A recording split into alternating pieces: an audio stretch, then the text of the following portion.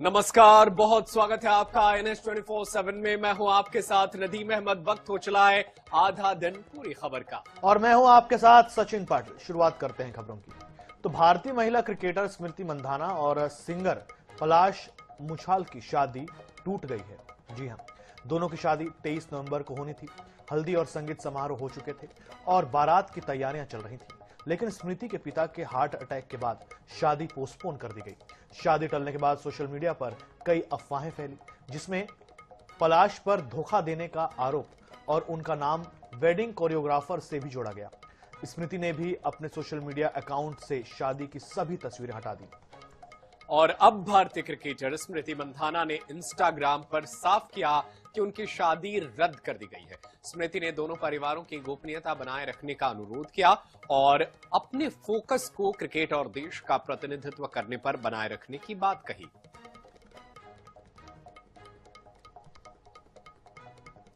तो क्रिकेटर स्मृति मंधाना की शादी को लेकर के जिस तरीके से तमाम अटकलों का बाजार गर्म था, उस पर अब स्मृति मंधाना ने खुद पोस्ट करके वो क्लियर कर दिया है और उन्होंने बताया कि उनकी शादी रद्द कर दी गई है।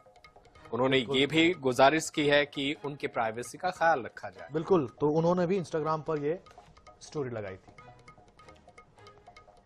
और इंडिगो फ्लाइट क्राइसिस बढ़ने के बीच केंद्र सरकार सख्त हो गई है। सरकार ने एयरलाइन को 48 घंटे के भीतर सभी यात्रियों का खोया बैगेज प्रेस कर डिलीवर करने के निर्देश दिया है। साथ ही कैंसिल या रुकी हुई फ्लाइट्स का पूरा रिफंड 7 दिसंबर रात 8 बजे तक प्रोसेस करने का आदेश दिया गया है। शनिवार को 800 से ज्यादा फ्लाइट्स कैंसिल हुई। इधर इंडिगो ने दावा किया है कि 95% रूट पर कनेक्टिविटी बहाल कर दी गई है और 138 में से 135 डेस्टिनेशंस पर ऑपरेशन शुरू हो गए हैं।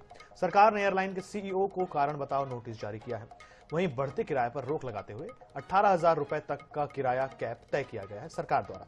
इंडिगो 5 से 15 दिसंबर की सभी बुकिंग का पूरा पैसा लौटाएगी। तो इंडिगो संकट पर एक्शन में सरकार है और इंडिगो क्राइसिस को लेकर लगातार मैनेजमेंट से बात की जा रही है और कई आदेश भी दिए गए हैं, जहां CEO को कारण बताओ नोटिस थमाया गया है। वहीं रिफंड को भी तत्काल देने के लिए कहा गया है। इसके साथ ही कई लोगों के लगेज हैं वो एयरलाइन के पास है, उसे भी लौटाने का आदेश दिया गया है। बालाघाट जिले के इतिहास में पहली बार 10 नक्सलियों ने एक साथ हथियार समेत सरेंडर किया। सरेंडर करने वालों में 6 पुरुष और 4 महिला नक्सली शामिल हैं, जिनमें KB डिवीजन के लीडर कबीर का नाम प्रमुख है, जिस पर MMC जोन में 77 लाख रुपए का इनाम घोषित था। अन्य सरेंडर करने वालों में राकेश, लालतू, नवीन, विक्रम, समर, सालिता, शिल्पा, जरीना और जयशीला शामिल हैं। इन नक्सलियों के पास से 2 AK-47, 2 इंसास, 3 सिंगल शॉट और 1 SL और जैसे हथियार बरामद हुए हैं। सभी नक्सली आज मुख्यमंत्री डॉक्टर मोहन यादव के सामने औपचारिक रूप से आत्मसमर्पण कर सकते हैं। मुख्यमंत्री का बालाघाट दौरा भी संभावित है। तो एक साथ 10 नक्सलियों का सरेंडर, जो कि मुख्यमंत्री डॉक्टर मोहन यादव के सामने औपचारिक रूप से सरेंडर कर सकते हैं। इसमें से एक जो लीडर कबीर है, उसके ऊपर 77 लाख रुपए का इनाम घोषित था। सोचिए कितना खूंखार ये नक्सली है। बिल्कुल, ये खुखार नक्सलियों ने सरेंडर कर दिया है। 10 नक्सलियों का सरेंडर। KB डिवीजन के इन नक्सलियों ने लाल आतंक को छोड़ दिया है। लीडर कबीर अपने साथियों के साथ पहुंचा और उसने सरेंडर किया है।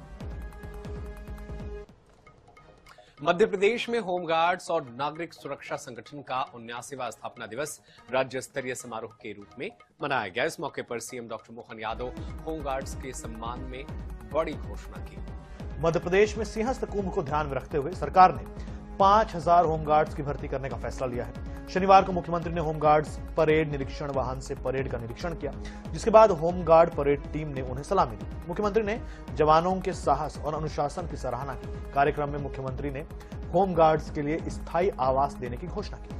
इसके अलावा अदम्य साहसिक कार्य सम्मान पुरस्कार भी देने की घोषणा की है। तो मध्य प्रदेश में CM doctor Mohan Yadav home guards के कार्यक्रम में पहुंचे। स्थापना दिवस में पहुंचने पर उन्होंने बड़ा ऐलान किया। अब आने वाले वक्त में 5000 होमगार्ड्स जवानों की नियुक्ति की जाएगी। इसके साथ ही जवानों के साहस और अनुशासन की CM ने सराहना की। और देखिए, होमगार्ड्स को स्थायी आवास देने की भी घोषणा की गई है। ये बताते भी घर के भविष्य की आवश्यकताओं को देखते हुए इंदौर नाला मंडल को एसडीआरएफ, होमगार्ड, सिविल डिफेंस आदि को आपदा प्रबंधन जैसे विशेष प्रशिक्षण भी दिया जा रहा है। सिंहस्थ 2028 सामने है, ऐसे में 5000 से ज्यादा होमगार्ड के जवानों का भर्ती का लक्ष्य हमने रखा हुआ है और खास करके विशेष पिछड़ी जनजाति युवाओं को पुलिस, सेना, होमगार्ड्स को प्रशिक्षण में भर्ती हेतु हमने बेगा, भारिया, सहरिया बटालियन पे भी विचार किया है। नागालैंड के प्रसिद्ध हॉर्नबिल फेस्टिवल में केंद्रीय संचार और पूर्वोत्तर क्षेत्र विकास मंत्री ज्योतिरादित्य सिंधिया ने हिस्सा लिया। इस साल किसामा हेरिटेज विलेज में आयोजित फेस्टिवल ने नई अंतर्राष्ट्रीय पहचान प्राप्त की। स्विट्जरलैंड, आयरलैंड और यूनाइटेड किंगडम पहली बार आधिकारिक पार्टनर कंट्रीज के रूप में जुड़े। सिंधिया ने कहा कि नागालैंड और इसकी 17 जनजातियों के साथ उनका भावनात्मक रिश्ता है और प्रधानमंत्री नरेंद्र मोदी की एक्ट ईस्ट नीति पूर्वोत्तर को भारत का पहला वैश्विक फ्रंटियर बना रही है। चलिए आपको दिखाते हैं सिंधिया का अलग अंदाज।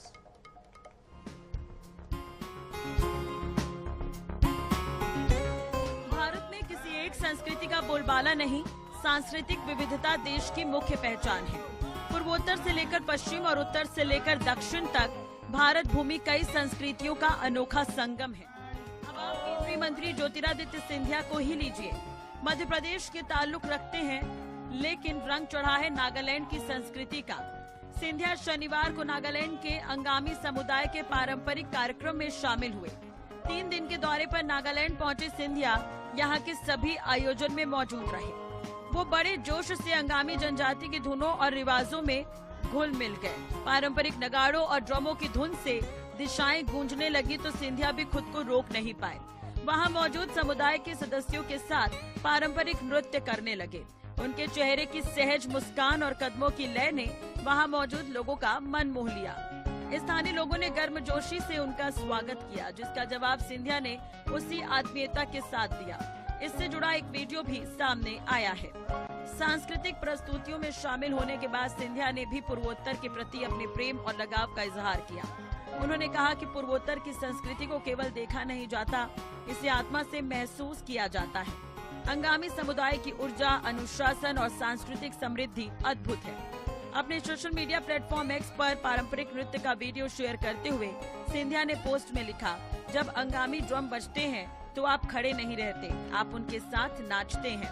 नागालैंड के अद्भुत उत्साह, ऊर्जा और जीवंत संस्कृति की गर्मजोशी के लिए हृदय से आभारी हूँ।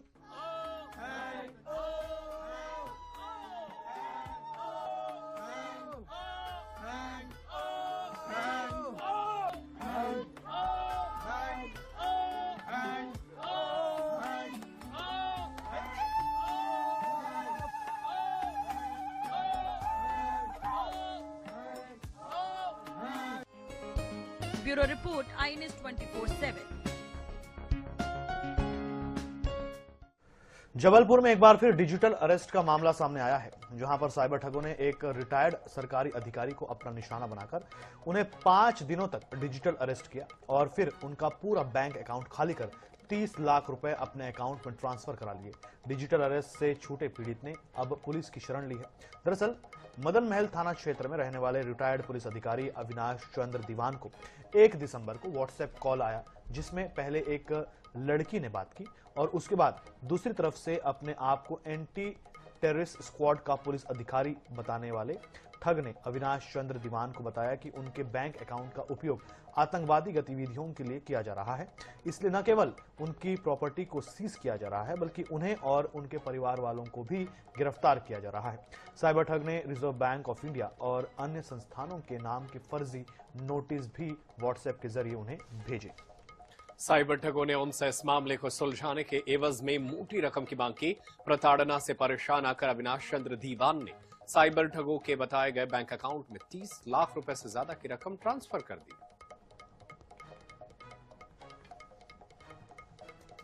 तो रिटायर्ड पुलिस अधिकारी से साइबर ठगी का मामला सामने आया है।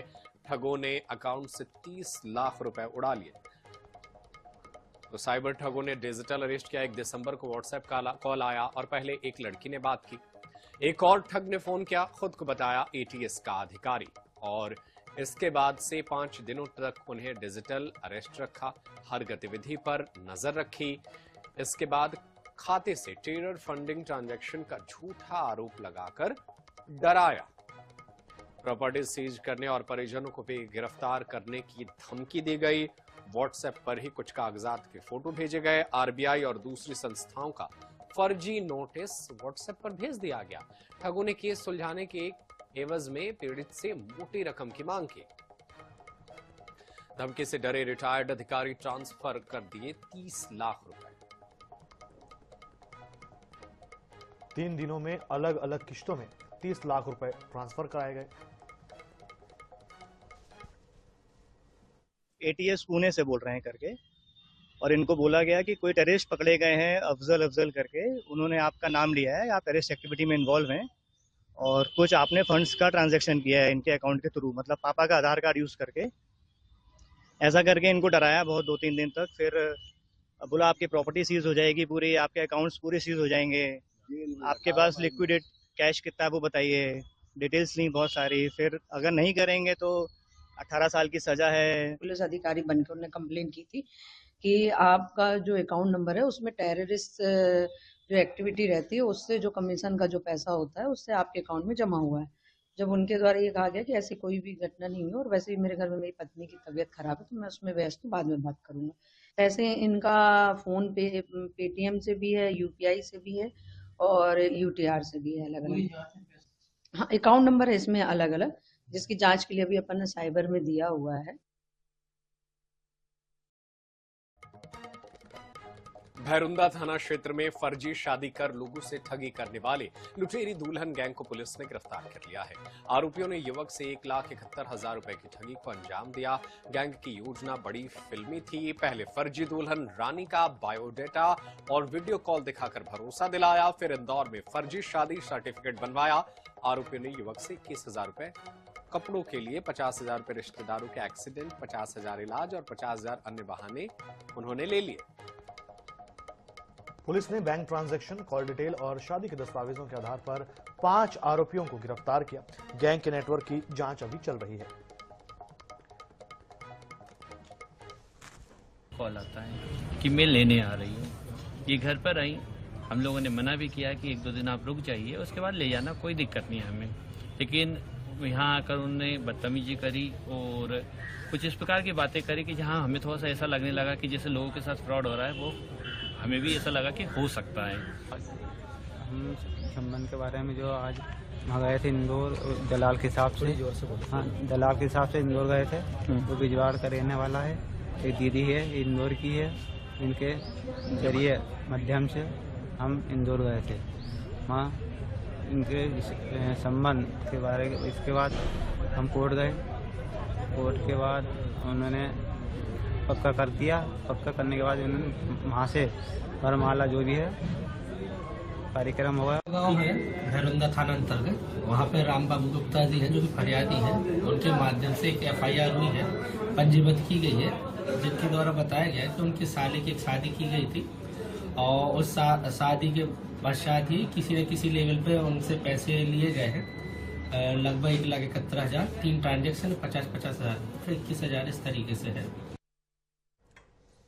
जबलपुर के थाना मझौली क्षेत्र के ग्राम इंद्राना और आसपास के गांव में तेंदुओं की दहशत बढ़ती जा रही है। ग्रामीणों के मुताबिक पिछले कई दिनों से 3 से 4 तेंदुए गांव के आसपास घूमते दिखाई दिए।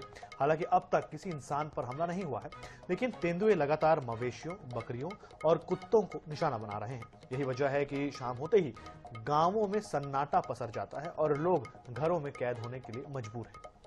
डर के बीच ग्रामीण रातें जागकर काट रहे हैं। उधर वन विभाग ने सावधान रहने की अपील की है, लेकिन अब तक कोई ठोस कार्रवाई नहीं की गई है। तो जबलपुर में शाम होने से पहले लोग जो है वो दहशत में आ जाते हैं, क्योंकि आसपास 3 से 4 तेंदुओं का झुंड घूम रहा है।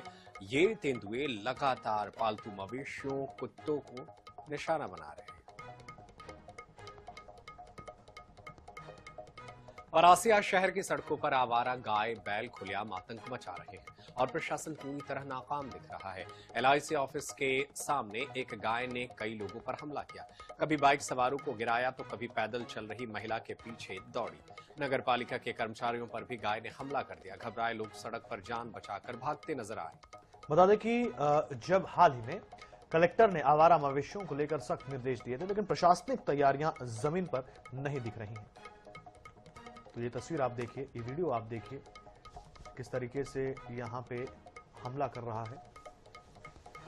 गाय के हमले का CCTV फुटेज भी सामने आया है, जिसे आप अपनी टीवी स्क्रीन पर देख रहे हैं।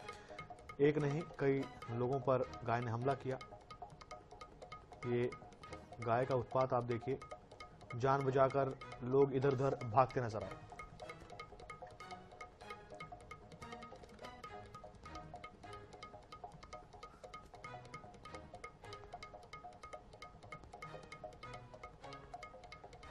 और श्योपुर क्षेत्र के कराहल पुलिस ने अवैध शराब पर कार्रवाई की है। सब्जी कैरेट के बीच अवैध शराब रखकर लाई जा रही थी। जांच के लिए गाड़ी को जब पुलिस ने रोका तो चालक ने गाड़ी पलटाकर भाग गया। गाड़ी के पलटने से हाईवे पर शराब की पेटियां बिखर गई। अवैध शराब भिंड जिले से श्योपुर लाई जा रही थी। पुलिस ने शराब और गाड़ी जब्त कर आरोपियों की तलाश कर रही है। और आपको बता दें कि लंबे समय से श्योपुर जिले में इसी तरह से अवैध शराब भिंड, मुरैना और राजस्थान से लाई जा रही है। तो आधा दिन पूरी खबर में हमारे दोनों के साथ में इतना ही। देश दुनिया खबरें जारी है, आप देखते रहिए INS 24/7। नमस्कार।